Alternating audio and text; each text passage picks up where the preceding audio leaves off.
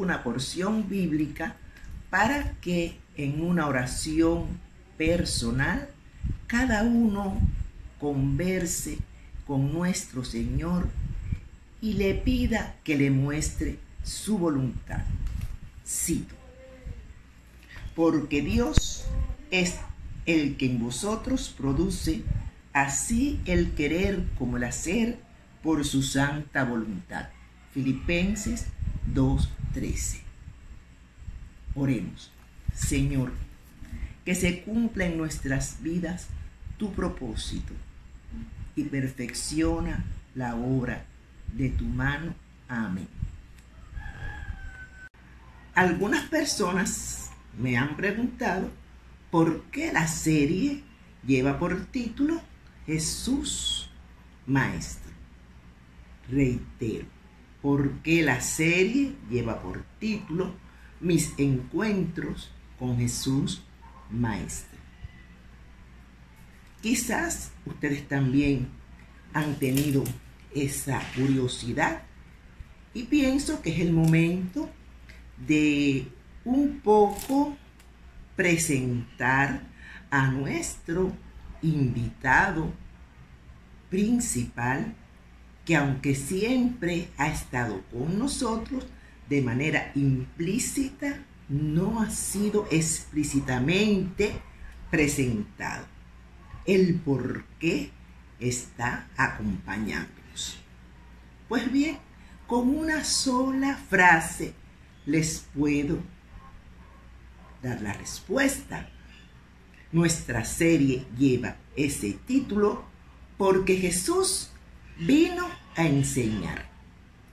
Entre los autores consultados hemos encontrado diferentes criterios y opiniones en cuanto a la locación donde Jesús desempeñó su ministerio pedagógico, lo que conocemos por la palabra, por la Santa Biblia, es que lo mismo enseñó en las sinagogas, que en un campo, que en una barca, que a la orilla del mar.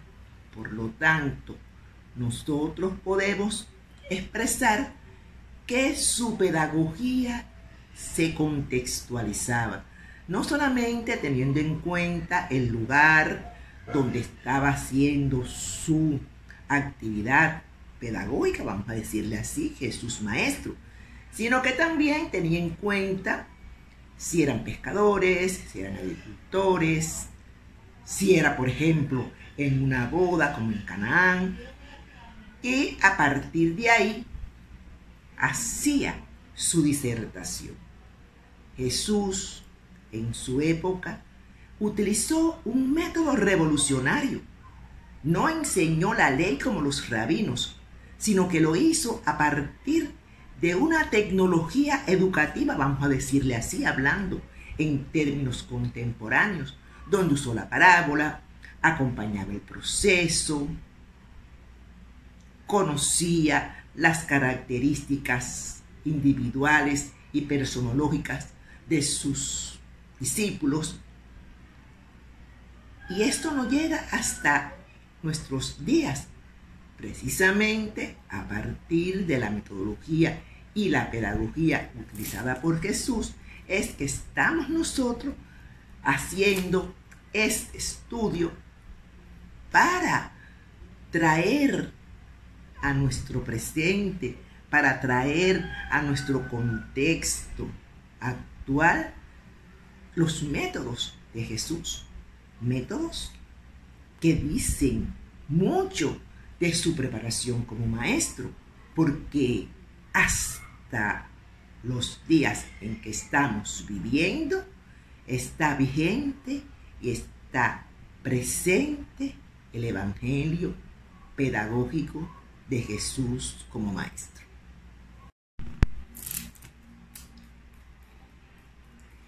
Desde que comenzamos nuestros encuentros, se habrán percatado de que hay un objetivo, que se persigue una finalidad, que está focalizado el trabajo en una dirección que podemos expresarla mencionando un principio didáctico, martiano, para nosotros acá en Cuba, y es el de la vinculación de la teoría con la práctica. Hemos platicado mucho, pero ustedes se preguntarán, ¿y cómo llevo esto a mi desempeño? ¿Cómo vincular la teoría con la práctica? Realmente no vamos a esperar dominar todos los presupuestos de las ciencias pedagógicas, de la didáctica, de la psicología de las edades. Tenemos que tener una herramienta pertinente que nos permita de forma ágil y sencilla ir haciendo todo este trabajo de formación pedagógica, que también es un proceso. Para eso les propongo un recurso neumotécnico o pistas de carácter metodológico, podemos llamarle de una forma o de otra, que ustedes van a tener presente, maestros, siempre que vayan a enfrentar una actividad de carácter pedagógico, bien sea educativa, bien sea instructiva, aunque no estamos excluyendo que la instrucción y la educación están intrínsecamente relacionadas. Pero bueno, ¿qué les propongo? Cuando usted vaya a preparar una clase, un sermón, una acampada, un encuentro entre jóvenes, entre exploradores, entre damas, entre solteros. Ustedes saben cuántas actividades realizamos en las iglesias. Actividades que siempre yo las veo con un carácter netamente educativo. Porque esas cosas las hacemos para aprender. Aprender en la práctica, aprender en el aula, aprender escuchando la palabra. ¿Cuáles serían estas preguntas que me van a dar la posibilidad de ir poco a poco incorporando lo que hemos visto hasta ahora? La primera pregunta: ¿para qué voy a enseñar? Esta pregunta responde a una categoría del proceso de enseñanza-aprendizaje o a un eslabón de este proceso, como plantean otros autores, y es la categoría objetivo. Yo no hago ninguna actividad si yo previamente no defino para qué. ¿Qué objetivo persigo? Otra pregunta que debemos hacer: ¿qué enseño? Este es el contenido. Bueno, voy a enseñar a los niños canciones infantiles cristianas, voy a desarrollar un seminario o un taller sobre el matrimonio, voy a llevar a los pioneros o a los niños exploradores de la iglesia a una acampada. ¿Cuál es el contenido? Yo tengo que tener muy definido el para qué, pero ¿qué es lo que yo voy a mostrar? ¿Qué es lo que yo voy a preparar? Y si es una clase, imagínense, si es sobre una lección bíblica relacionada con la creación del universo, bueno, iría a Génesis, vería el plan de Dios. Es mi criterio. Usted puede escoger otra forma de enfocar esto, pero sí tiene que tener muy bien definido qué es lo que usted va a enseñar, qué es lo que usted quiere que aprendan, a partir de que define objetivos y define el contenido. ¿Cómo voy a enseñar? Métodos. Generalmente, y no es una crítica, es una observación, en las iglesias se usa mucho el método dogmático. Yo sé y tú no sabes y aprende. Es un método antiquísimo Es un método que frena el desarrollo. Es un método que convierte la clase en algo que no motiva, que no desarrolla, que no estimula. Por lo tanto, hay que utilizar métodos activos, no solamente el maestro haciendo uso de la palabra, sino que también el estudiante, el discípulo, el grupo tiene que tener una participación. Y ese método, que es el que da el movimiento, la dinámica a esa actividad que usted está realizando, es importante. El cómo. Eso responde método. ¿Con qué?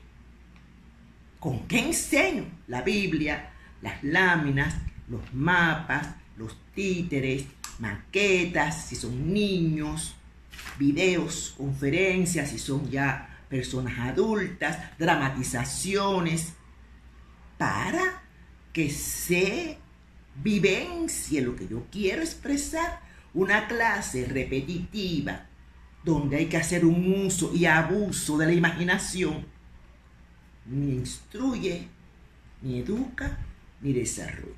Maestro, es importante preparar medios de enseñanza para hacer objetivo ese aprendizaje, para hacer objetiva esa enseñanza. Ya hemos visto objetivos, contenido, métodos y medios. ¿Dónde voy a desarrollar mi actividad? En el aula. Esto responde a formas de organización del proceso. No es lo mismo organizar un proceso de enseñanza-aprendizaje en una acampada que organizar ese mismo proceso en un aula pequeña donde los estudiantes están hacinaditos, donde quizás no hay una buena iluminación, donde hace calor. Todo eso hay que preverlo antes de convocar a los estudiantes a una lección, a una clase. A veces pensamos que es simple y llanamente me presento, organizo a los estudiantes y empiezo a disertar sin haber visto previamente cuáles son las condiciones higiénicas de ese lugar. Esto es una ciencia. Higiene escolar, iluminación, ventilación, asientos adecuados, una pizarra, si es que se gusta una pizarra que tenga todos los requerimientos, porque esto es otro medio de enseñanza. Importante, la voz. El medio fundamental de enseñanza de los maestros es la voz. Hay que educarla, hay que modular. No puede ser una expresión plana. No, usted tiene que de vez en cuando cambiar el tono, hacer una pregunta, mandar a un estudiante que haga algo para que entonces se vaya cumpliendo este carácter procesal de la enseñanza-aprendizaje.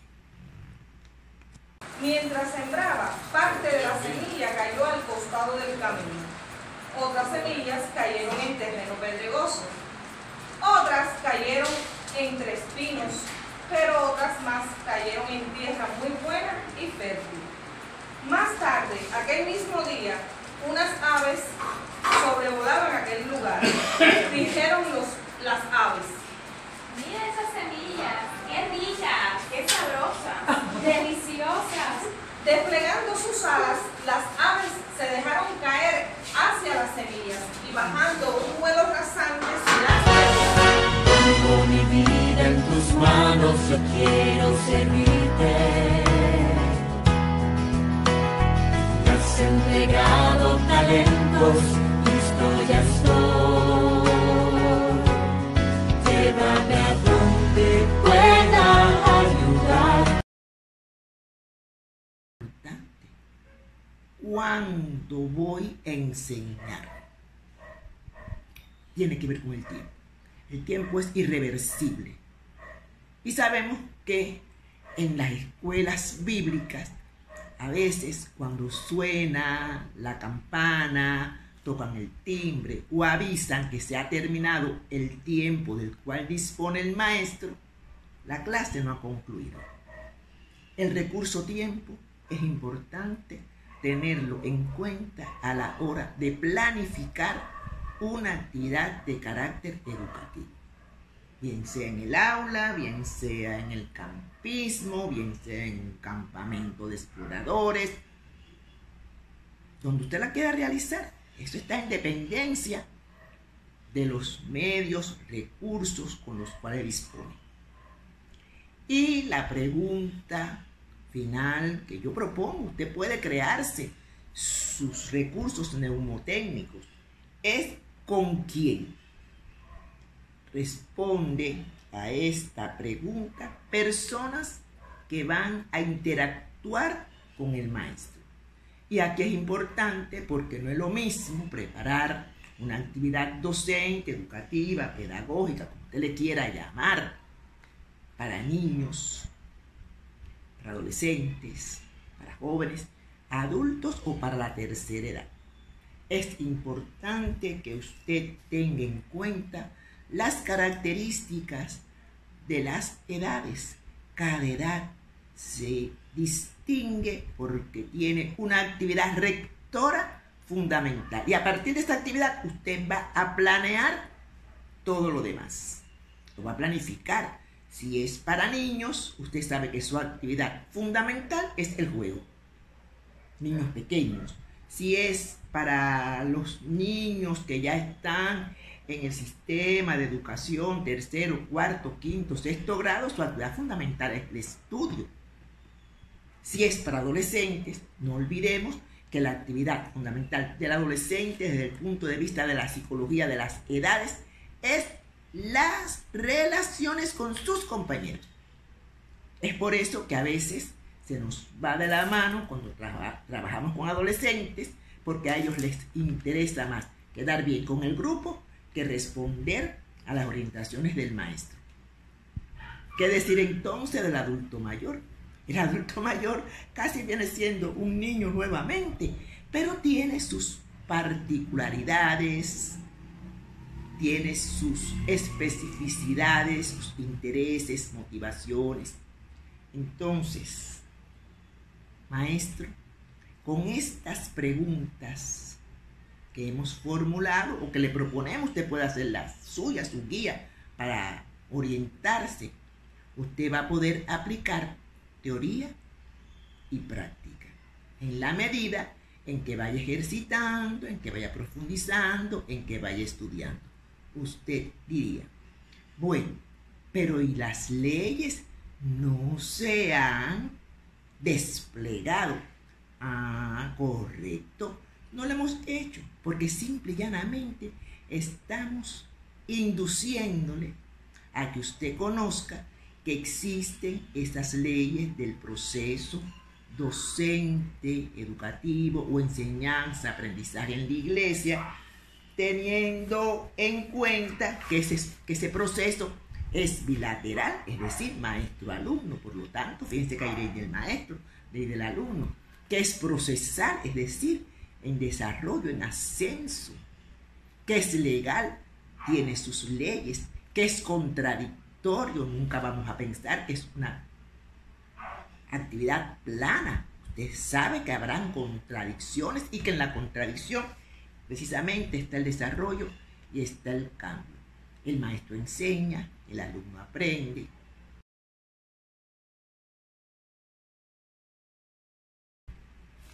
Seguimos. Como siempre dejamos una asignación para que usted, si desea, la pueda realizar. Les propongo que escoja una lección, escoja una actividad de carácter pedagógico que usted haya realizado y valore hasta dónde se han cumplido estas leyes de la pedagogía. Fíjense, no hemos hecho mención a los mandamientos que nuestra ley básica de la ley de Dios, mandamientos de la ley de Dios, eso está implícito. Estamos hablando en un contexto donde las cuestiones están muy bien definidas. Por lo tanto, Dios les siga bendiciendo. Hasta un próximo encuentro. Chao.